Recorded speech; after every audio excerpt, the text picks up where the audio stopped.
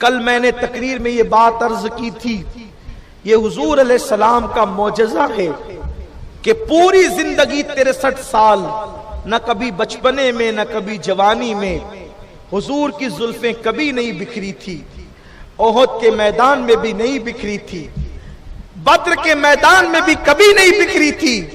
حضرت عبداللہ ابن عباس کہتے ہیں میں نے 61 ہجری کے عاشورہ کو جمعہ کی نماز کے بعد میں سو رہا تھا، میں نے کیا دیکھا، نبی پاک کی زلفیں بکھری ہوئی ہے۔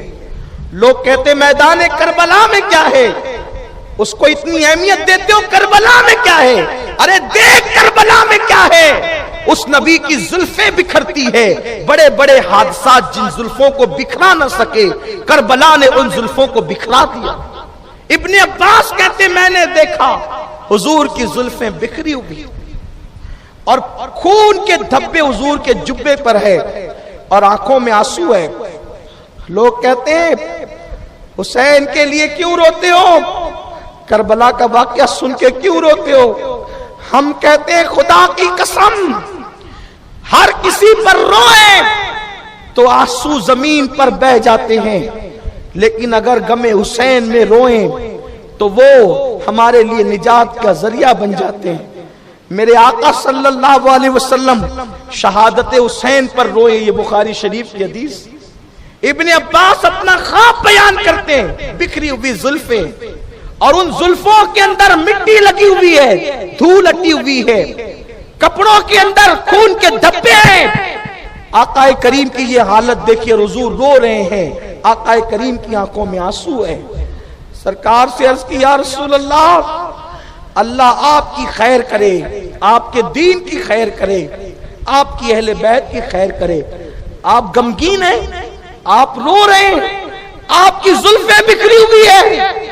میرے آقا نے کہا ابن عباس آج میرا حسین کربلا میں شہید ہو گیا، صبح سے لے کر اب تک میں کربلا کے میدان میں شہیدوں کا خون جمع کر رہا تھا، شہیدوں کا خون میں نے جمع کیا ہے۔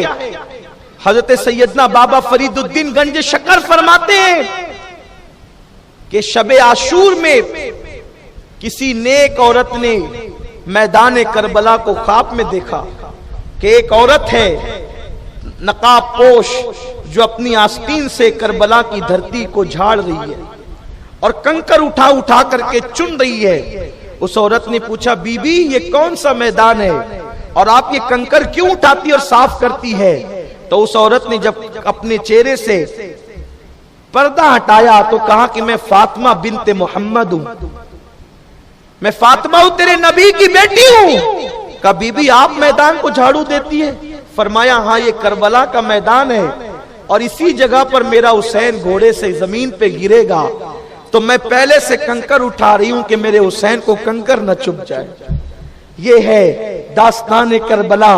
ڈاکٹر اقبال اسی لیے تو کہتے ہیں غریب سادہ وہ رنگی ہے داستان حرم، غریب سادہ وہ رنگی ہے داستان حرم، حسین انتہا اس کی ابتدا ہے اسماعیل۔ یہ میرے مولا حسین کی داستان کربلا ہے۔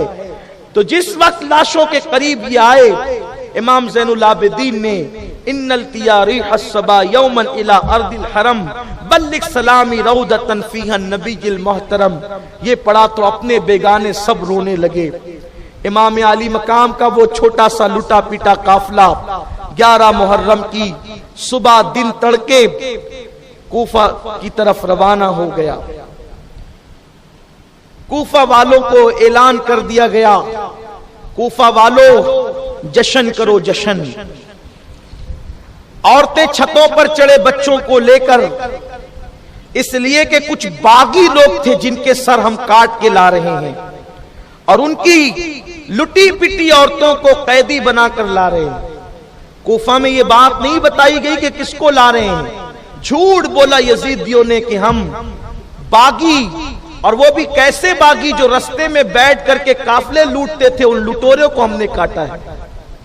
کوفہ میں جشن کا ماحول تھا کہ حکومت کے باغی اور وہ بھی قافلے لوٹنے والے لٹوروں کو لایا جا رہا ہے۔ کوفہ میں جشن کا ماحول ہے۔ کربلا سے کوفہ آتے آتے شام ہو گئی ہے۔ خولی جس کے پاس امام علی مقام کا سر تھا، شام ہوئی تو اس کو پتا چلا کہ اب تو ابن زیاد کے پاس جانا ہی بے فائدہ ہے، کیونکہ شام ہوتی ہے تو وہ شراب میں ڈوب جاتا ہے، انعام نہیں دے گا، سر دیکھ کر مجھے گالیاں دے گا۔ تو اس نے سوچا کہ ابن زیاد کے پاس نہ جاؤں بلکہ اپنے گھر جاتا ہوں، صبح جاؤں گا جب اس کا نشہ اتر جائے گا۔ دیکھو اہل بیت کا دشمن کبھی حلالی بندہ نہیں بنتا، یہ خاص بات آپ ذہن میں رکھیے، حدیث پاک سے ثابت ہے۔ جو غیر حلالی ہوتے ہیں وہی اہل بیت سے دشمنی کرتے ہیں، یہ حدیث رسول ہے۔ یہ ابن زیاد جو ہے نا، ابن زیاد کے باپ کا نام ہے زیاد، اس کا نام عبید اللہ، اس کے باپ کا نام زیاد، اور زیاد کے باپ کا نام آج تک تاریخ میں لکھا ہی نہیں گیا۔ مورخین نے جب بھی زیاد کے باپ کا نام لکھا تو کہا زیاد ابن ابی، زیاد ابن ابی، زیاد اپنے باپ کا بیٹا، اپنے آج تک نہیں معلوم اس کا باپ کون ہے۔ لیکن بعض محققین نے تحقیق کی تو پتا چلا کہ ایک شخص اسلام لانے سے پہلے اس نے زیاد کی ماں کے ساتھ زنا کیا، اس سے زیاد پیدا ہوا، اسی زیاد سے عبید اللہ ابن زیاد پیدا ہوا۔ یہ کوئی بہت اچھے لوگ نہیں ہیں لوگ جن کی تائید کرنے نکلے ہیں۔ اگر صحیح معنی میں لوگ اسلام کی تاریخ پڑھ لیں، بے جا تعصب سے نکل کر، ہٹ درمی سے نکل کر اسلام کی صحیح تاریخ پڑھے تو کبھی کوئی یزیدی کی حمایت نہیں کرے گا، نہ یزید کی حمایت کرے گا نہ یزیدیوں کی حمایت کرے گا، بلکہ کہنے والوں نے کہا ہے انسان کو بیدار تو ہو لینے دو، ہر قوم پکارے گی ہمارے ہیں حسین۔ حسین وہ ہیں جن کو بڑے بڑے کافر مورخین نے، محققین نے خراج عقیدت پیش کیا ہے۔ تو شام ہوئی تو قافلہ باہر روک دیا گیا اور خولی اپنے گھر میں داخل ہوا۔ اس کی بیوی نے کہاں تھا اتنے دن سے؟ اس نے کہا کہ ہم جنگ پہ گئے تھے اور میں تیرے لیے تحفہ لایا ہوں۔ اس نے کہا کیا لایا ہے؟ تو اس نے جیسے ہی گٹری کھولی کپڑے کی، امام حسین کا سر تھا۔ چونکہ حضرت علی مرتضیٰ کے دور میں امام علی مقام کوفے میں برسوں رہ چکے تھے، تو اس نے پہچان لیا، کہا تو یہ حسین ابن علی ہے، ان کو کاٹا ہے تم لوگوں نے؟ اس نے بڑی بہادری سے کہا ان کو کاٹا ہے، ان کی بیویوں کو ہم کنیز بنا کے، معاذ اللہ، قیدی بنا کے لا رہے ہیں۔ لعنت ہو یزیدیوں پر، اور یزیدیوں کی حمایت کرنے والوں پہ بھی لعنت ہو۔ شہزادیوں کو انہوں نے قیدی کہا، ان بدبختوں نے اللہ اکبر۔ تو اس کی بیوی نے کہا ان کی بیویوں کو تم نے قیدی بنایا؟ کہا۔ اس نے کہا اگر رات کا وقت نہ ہوتا تو میں ابھی تیرے گھر سے نکل جاتی، جو شہزادے رسول کا سر کاٹے میں اس کی بیوی بن کر تو نہ رہوں گی۔ تھکا ہوا تھا، سو گیا۔ اس کی بیوی اٹھی، امام علی مقام کی بکھری ہوئی زلفوں کو دھلا، زلفیں سواری، خوشبو لگائی اور کھڑی ہو گئی درود پڑھتے ہوئے۔ اسی عالم میں نیند کا غلبہ ہوا تو بیٹھ گئی، درود زبان پہ جاری رہا۔ آنکھ بند ہوئی تو کیا دیکھا کہ 4 عورتیں خوبصورت، اور وہ امام حسین کے سر کو چومتی ہے آ کر اور روتی ہیں۔ اس عورت نے پوچھا آپ کون ہیں؟ تو ایک بی بی نے کہا میں فاطمہ بنت محمد ہوں، حسین کی امی ہوں، آج میرے بیٹے کے چہرے کو چومنے آئی۔ دوسری کو کہا یہ حسین کی نانی ہے خدیجۃ الکبریٰ، آج حسین کے سر کو بوسے دینے آئی ہے کہ میرے نواسے نے نانا سے کیا ہوا وعدہ وفا کر دیا، دین کو تحفظ دے دیا۔ اور یہ جو ہے یہ آسیہ ہے فرعون کی بیوی، اور یہ چوتھی عیسیٰ کی ماں مریم ہے۔ ان بیویوں نے سر چوما، شفقتیں کی اور وہاں سے ہٹی تو پھر دیکھا ایک ایسا چہرہ جو حسین کے چہرے سے کچھ مشابہ تھا۔ تو پوچھا بزرگ آپ کون ہیں؟ انہوں نے کہا میں ابراہیم خلیل اللہ ہوں، جس حسین نے میرے خواب کی تکمیل کی ہے، آج اس حسین کی پیشانی کو چومنے آیا۔ اسی میں پوری رات گزر گئی، آنکھ کھلی تو اس کا شوہر دھاڑ رہا تھا پاگلوں کی طرح۔ کہا تو نے یہ کیا کیا؟ اس نے کہا تو سر ابن زیاد کے پاس لے جا اور میں تیرے گھر سے چلی، مجھے طلاق دے دے، مجھے تیرے یہاں نہیں رہنا، جو اہل بیت کا نہ ہوا وہ میرا کیا ہو سکتا ہے؟ اس نے کہا جیتے جی اپنے بچوں کو یتیم مت کر۔ تو اس عورت نے کہا حسین کے بچوں سے زیادہ تیرے بچے قیمتی نہیں ہے. جب تو نے حسین کے بچوں کو یتیم کر دیا تو اب نہ بچوں کی پرواہ نہ شوہر کی پرواہ. اور وہ عورت پردے میں گھر سے نکل گئی. لوگوں کو شرم آنی چاہیے. قاتلان حسین کی تائید ان کی عورتوں نے نہیں کیا. لوگ قاتلان حسین کی تائید کرتے ہیں.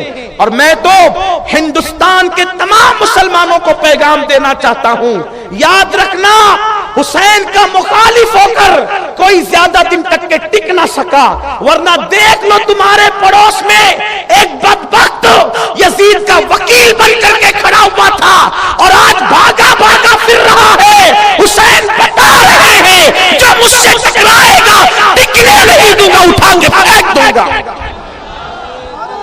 اس لیے کبھی حسین سے لڑائی بول مت لینا, کیونکہ رسول اللہ نے فرمایا حسین مجھ سے ہے, میں حسین سے ہوں. جو حسین سے جنگ کرے گا میں اس سے جنگ کروں گا, جو حسین سے صلح کرے گا میں اس سے صلح کروں گا. جو نبی سے جنگ کرے وہ ٹک کیسے سکتا ہے؟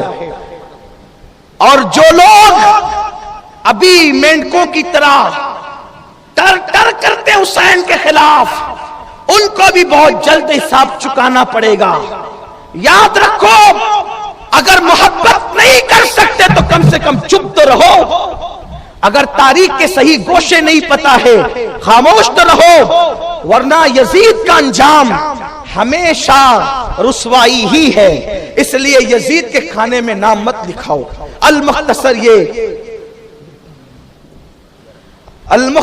یہ کہ جب قافلہ کوفہ میں پہنچا تو چونکہ وہاں اعلان تو یہی تھا کہ باغیوں کے سر آ رہے ہیں اور ان کی عورتوں کو قیدی بنا کے لایا جا رہا ہے, تو کوفہ کے اندر مولا علی نے تقریریں کی تھی کہ قیدیوں کو صدقہ دینے سے مرادیں پوری ہوتی اور اجر ملتا ہے. تو چھوٹے چھوٹے بچوں کے ہاتھ میں عورتوں نے صدقے کی کھجوریں, روٹی کے ٹکڑے تھما دیے اور چھت سے وہ پھینک رہے تھے. سیدہ زینب نے کہا خبردار, یہ کیا کر رہے ہو؟ تو عورتیں کہتی تھی یہ صدقہ ہے, کیونکہ علی مولا نے ہم سے کہا تھا کہ قیدیوں کو صدقہ دینے سے مرادیں پوری ہوتی ہے, دعائیں قبول ہوتی ہے, تو ہم تم قیدیوں صدقہ دے رہے ہیں. کہا ہم وہ قیدی نہیں ہے جو تم سمجھ رہے ہو, ہم آل محمد ہے, آل محمد, اور آل محمد پر صدقہ کھانا حرام ہے. تو تب عورتوں نے کہا تم کون ہو؟ کہا پہچانو میں زینب بنت علی کی بیٹی ہوں, یہ حسین کا سر ہے. تو لوگوں نے غور کیا, تب پتا چلا کہ یہ کیا ہو گیا. تب کوفہ والے چیخنے رونے پیٹنے لگے. تب سیدہ زینب نے کہا تھا کوفیوں, خط لکھ کر بلانے والا کون تھا؟ تمہارے بڑے بڑے سرداروں نے 150 خطوط لکھے تھے, عوام کے تو خطوط ہی الگ تھے. اس کے بعد تم نے میرے بھائی کے ساتھ بے وفائی کی, بڑی بڑی رشوتیں لے کر تم بے وفا بن گئے. اب تمہارا رونا چیخنا پیٹنا یہ سب تمہارے کام نہیں آئے گا. اور پھر فاطمہ کی بیٹی نے کہا اسی طرح روتے پیٹتے رہو گے تمہیں کبھی قرار نہیں ملے گا. اور دیکھ لو آج عراق کی سرزمین سنورتی ہے پھر گرتی ہے, بنتی ہے پھر بگڑتی ہے.